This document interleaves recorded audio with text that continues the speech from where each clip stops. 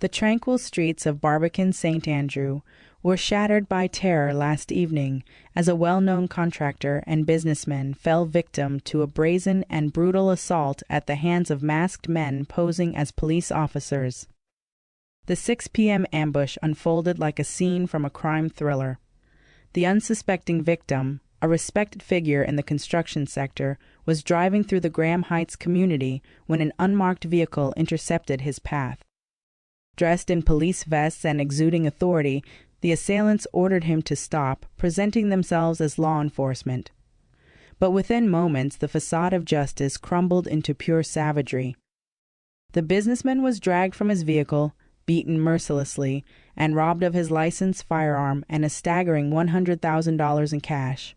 The criminals, masked and calculating, vanished into the night, leaving behind a trail of shock and fear in their wake. News of the attack has sent shockwaves through the Upper St. Andrew community, where the victim is widely respected. Now, the St. Andrew North Police Division has launched a high-priority investigation into the crime, one that has chilling implications. Acting Superintendent Randy Sweeney, confirming the attack, revealed that authorities are scrutinizing the use of police paraphernalia in the robbery. The victim, now hospitalized in a corporate area medical facility, is left to recover not only from his physical wounds, but from the deep betrayal of trust that this crime represents. Meanwhile, the Constant Spring Criminal Investigations Branch is relentlessly pursuing leads, vowing to bring these rogue predators to justice.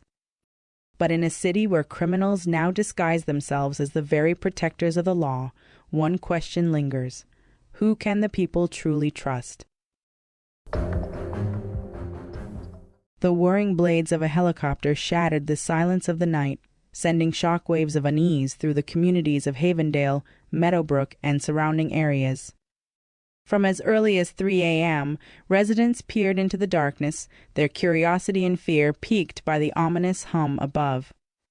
On the ground, a major police and military operation was already in full force in Ackee Walk, St. Andrew. Acting Superintendent Randy Sweeney, head of the St. Andrew North Police Division, confirmed the ongoing raid, declaring that several persons had already been detained. Since the start of the year, the St. Andrew North Division has been plagued by bloodshed, recording 5 murders, a grim statistic that has fueled fears of escalating violence. In response, law enforcement has intensified its offensive, seizing close to a dozen illegal firearms and a cache of ammunition in recent weeks. Now, with armed officers scouring the troubled streets of Ackee Walk, the message is clear. No criminal is beyond reach. The chilling case of Samuel Moore, the Linstead resident accused of hacking his mother's partner to death, took another dramatic turn on Tuesday, as he was once again remanded in the St. Catherine Parish Court. Standing before Senior Parish Court Judge Desiree Aline, Moore learned that his fate remains in limbo, his next court appearance scheduled for March 25. The horrific events unfolded on the night of September 15, 2024, when 55-year-old Vinton Anderson, a laborer and longtime companion of Moore's mother, found himself at the mercy of a frenzied machete attack. At approximately 7:15 p.m., Moore, allegedly consumed by rage, launched a savage assault on Anderson, striking him in the head with a machete. The brutal force sent Anderson crashing to the ground. But the nightmare did not end there. With chilling determination, Moore allegedly continued the assault, delivering relentless chops to Anderson's upper body before vanishing into the night. Bleeding and battered, Anderson was rushed to Linstead Hospital, but the damage was irreversible. He was pronounced dead on arrival. The Linstead Criminal Investigations Branch swiftly launched a high-profile manhunt, piecing together the gruesome puzzle that led to Anderson's death. Their efforts culminated in the arrest of Samuel Moore, who was subsequently charged with murder. Since then, Moore has made multiple court appearances, yet the wheels of justice continue to turn slowly as he remains behind bars. As the March 25 court date approaches, the town of Linstead waits anxiously, eager for justice in a case that has left the community shaken. A growing sense of dread hangs over Montego Bay as police intensify their search for 45-year-old Shelly-Ann Lyons, a United States and Jamaican resident who vanished without a trace shortly after arriving on the island Monday. Lyons, who resides in Miramar, Florida, and Caledonia Meadows, Manchester, landed at Sangster International Airport at 11:02 a.m. on Monday.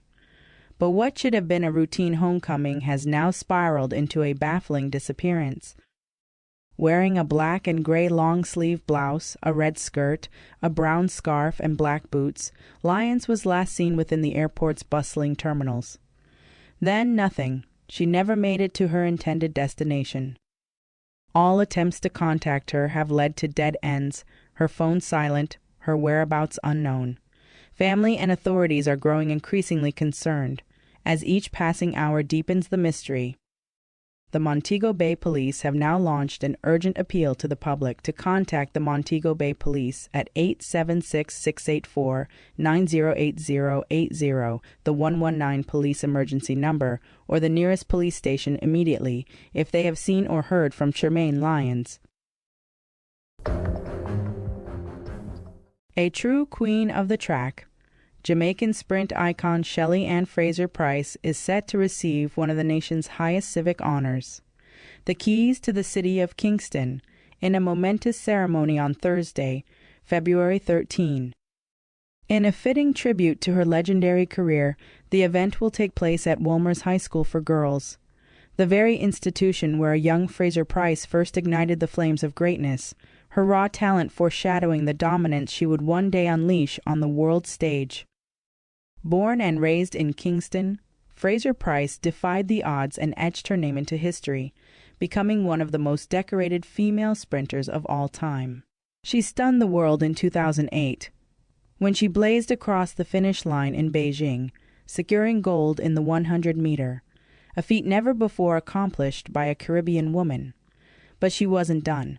She defended her Olympic title in London 2012, an achievement that would cement her place among the sprinting greats.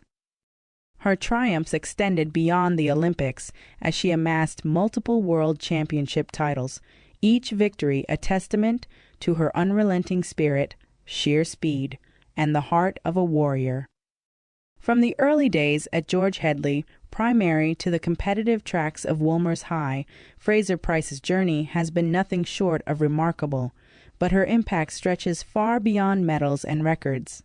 Through her Pocket Rocket Foundation, she has transformed lives, providing scholarships and mentorship to young, aspiring athletes, ensuring that the next generation has the support to chase their own dreams. On February 13, when Shelly-Ann Fraser-Pryce receives the keys to the city, it will not just be a celebration of her unparalleled achievements, but a tribute to a woman who has carried Jamaica's name with pride, power, and grace. A champion, a role model, a national treasure. This is Shelly-Ann Fraser-Pryce.